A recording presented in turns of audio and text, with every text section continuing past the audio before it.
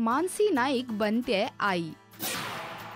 बातमीचं title वाचून तुम्हालाही आश्चर्य वाटलं असेल, पण घाबरू नका। मानसी खऱ्याखुऱ्या आयुष्यात आई होणार नाहीये, तर तिच्या येणाऱ्या नवीन सिनेमात ती जी व्यक्तिरेखा साकारते ती असणार आहे आईची। मानसीच्या नव्या इनिंगला सुरुवात होते असं म्हणायला काहीच हरकत नाही।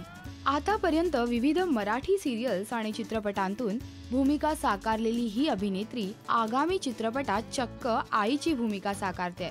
दिग्दर्शक रोहन यांच्या आगामी द शॅडो या थ्रिलर आणि हॉरर पठडीच्या चित्रपटासाठी मानसीने अगदी कमी वयात अशा प्रकारची चरित्र भूमिका स्वीकारण्याचं धाडस दाखवलंय। मराठी इंडस्ट्रीतले अनेक बहुश्रुत चेहऱ्यांनी नाकारलेल्या या विशिष्ट भूमिकेला स्वीकारणाऱ्या मानसीचा हा पहिलाच हॉरर चित्रपट असेल। अमेरिकेहून परतलेल्या एका आईची व्यक्तिरेखा मानसी इथे साकारते आणि या भूमिकेसाठी मानसीला खास एका आठवड्याचं ट्रेनिंगही घ्यावं लागलंय।